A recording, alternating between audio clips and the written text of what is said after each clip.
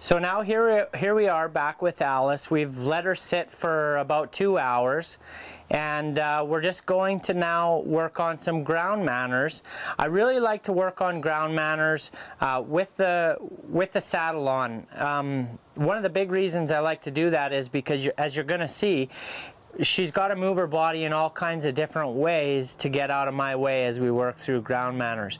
So by doing that, it exposes her to different feelings on her back and on her belly while wearing the saddle. Now, she's gotten really calmed down about the saddle. She's not worked up about it at all. She's used to it for today anyways. So what we're going to do is we're just going to snap our halter on. And she is still very much wanting to be my friend. She's hooked on to me, and she's really let go, and she's very happy to be hooked on to me. So what we're going to do now is put the halter, or the lead rope, on the halter, and I'm going to just grab my flag stick. And this is kind of what I expect of my colts and how I expect them to act as we work with them over the next year or 2 years, however long maybe we have them. So the first thing I like to make sure is that the hip moves out of the way when I step towards it and motion for it to move. So when I ask for the hip to move, I don't want her to run away from me. I don't want her to try and get away from me. I just want her to respect my bubble and my own personal space. Now you can see she's kind of pivoting around her left front foot, and that's really all I want. I don't want her jumping away from me. I just want her hindquarters to move. The next thing that I'm going to ask for is a little bit more challenging, and it's that I want her to move her front end away from me when I step into her to her front end. Now the reason that ground manners are so important is if your horse is mannered on the ground, they're going to respect you so much more in the saddle. So it's really important that they have a lot of respect for you on the ground, so when you get on, they respect you there too. So we're just treating her basically like we're another horse, but we're a little higher on the pecking order than her, and we expect for her to give us that sort of respect. So I'm just going to step into her face right now, and I'm going to ask her to move. And I've got my flag stick with me just for that reason, so that if she doesn't move, I can just tell her with the flag where I want her to go. Now again, I don't want her to move away from me in a way that is erratic or her jumping away. I just want her to learn that when I step into her front end, she needs to move her front end away from me. So I just use this flag as a way to ask her to move around. Now it looks a little bit intimidating at first and could possibly even look a little bit cruel, but you'll see in a minute here when she learns to do exactly what it is that I want, how much more convenient it is to have that respect. Now there she just moved her feet nicely where I asked her to go, and she did it with some respect, but at the same time she was more relaxed about it. Now that she did it, I just want to stop and I want to let her know that what she did is exactly what I was looking for, and we're going to build confidence on that now.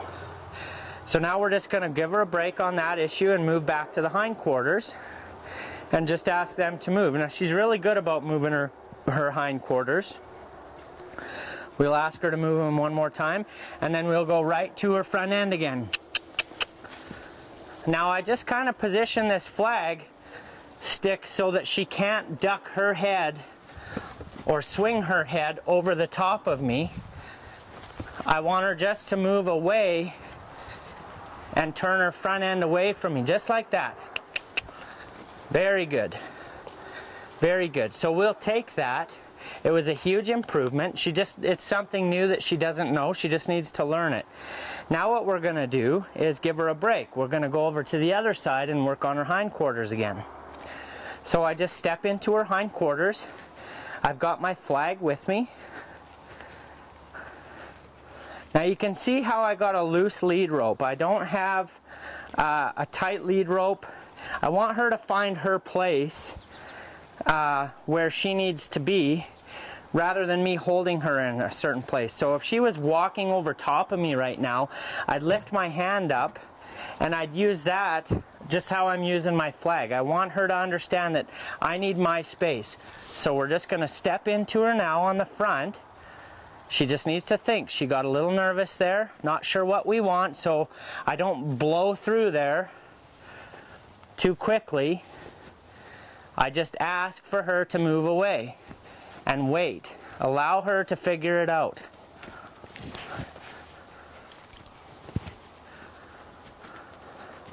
Allow her to figure it out. Just takes one step. It's getting there. There we go. That's all it takes. Now it doesn't look like much right there. She might have moved 10 or 15 degrees, but you'll see here in a second how much, just the fact that I quit when I did, and she knew what it was that I was asking right at that point, how much more she'll understand what it is that I want. Now I don't want her to leave. I'm just going to work on what it is that she knows.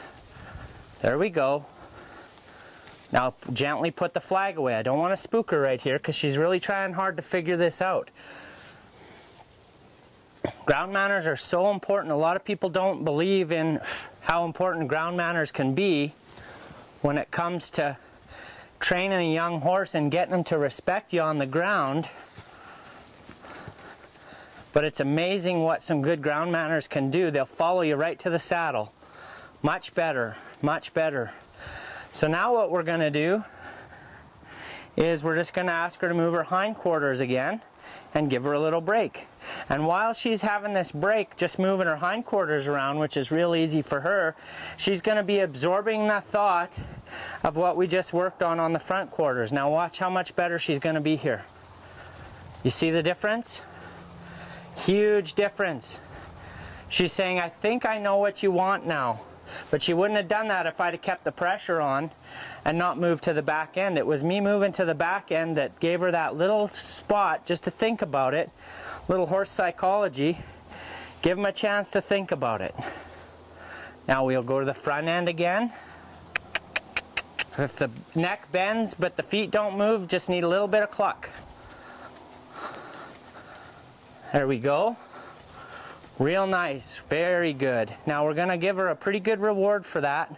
And remember, this filly doesn't really like to be pat on her forehead from before, so that's what we want to work on. The one place she didn't really like me, you know, being around was her head, so we're going to spend extra attention there more than on her neck.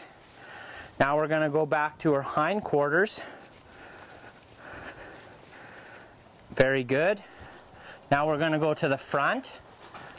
Now this flag isn't something that you're going to need for every day for the rest of your life, because she's going to learn here by tomorrow how to move away from just your body. This flag is just a way for you to start her, because it's an extension. When she tries to lift her head up over your head, you can use this flag higher than your arm.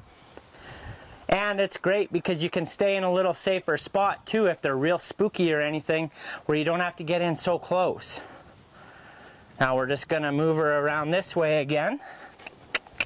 Much better. You see, she's starting to understand what it is we want, and she's just gently moving away. Now I really like my horses to move out of my way and respect me, just like I'm the alpha horse here. And I like to have my colts that way from the very first day that I'm working with them. And this is the very first day that we're working with this filly. So we've got turning the back end away from you. Then we've got moving the front end away from you.